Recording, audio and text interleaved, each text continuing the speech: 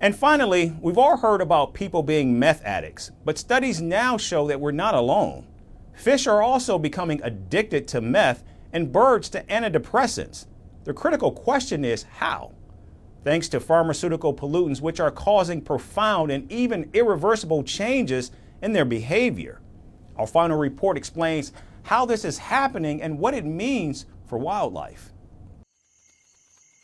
Buckle up for the wildest wildlife safari of your lives. The animals of this planet are going through something. It's bizarre, unexpected, and downright hilarious. Animals have now unintentionally joined the race of humans in getting high. Modern pharmaceutical drugs are affecting animals in a way that no one could have ever imagined. From fish getting high on meth to birds popping antidepressants like candy. The waterways have turned into nature's own version of a dodgy street corner. Illegal drug pollution is becoming a growing threat to wildlife. So here's what the scientists have found out. Brown trout fish, for instance, are now flaunting a rather unconventional addiction. Forget about typical fish food. These underwater rebels are now hooked on meth, and they're not alone. We've found cocaine in our marine organisms, we've found MDMA, we've found methamphetamine, and these are in crabs, in oysters, in seaweeds, in worms that live in the sediment. Thanks to contraceptive pills in the waterways, some fish are taking gender fluidity to a whole new level. Fish which were meant to be born as males are now growing female organs. This has caused a dramatic decrease in their population with local extinction events. It looks like a scene from Finding Nemo and Sex and the City, but more confusion and fewer happy endings. Yeah, there have been concerns amongst those scientists that study whales and dolphins that the concentrations of some PCBs are so high now that it's preventing them from reproducing and they're infertile. And it's thought that some populations will become extinct in the future.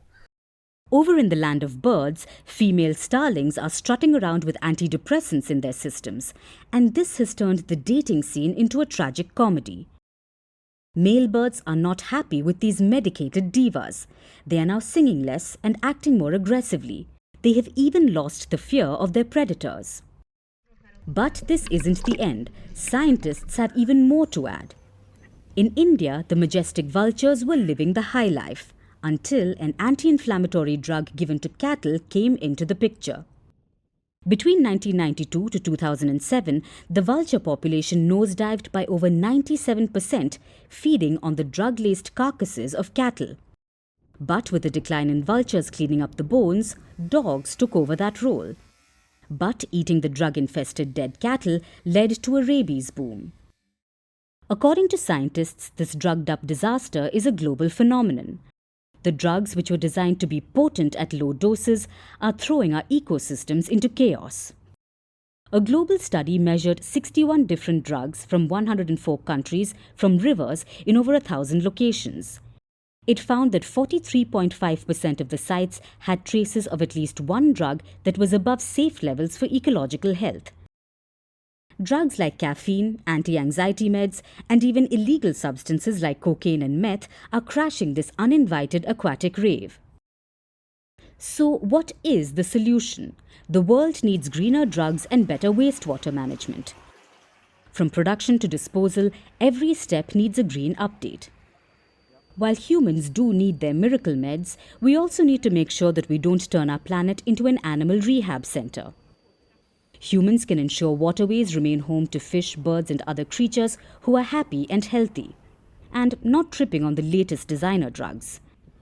Time to flush out the problem and turn the tide for our planet's critters.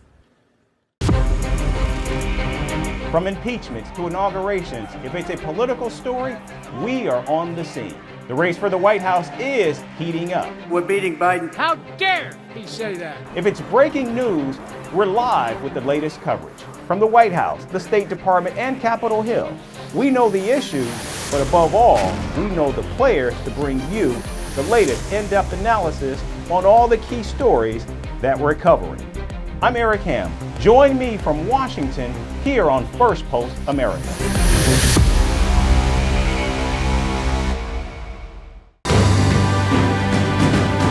Firstpost reports from the world's second largest continent. Hello, I'm Alison Lagrange. A very warm welcome from Durban, South Africa. We get you the news and the newsmakers from Africa. From elections, to climate change, to innovations and opportunities. As the world's attention shifts, we report from Africa, the heart of the global South.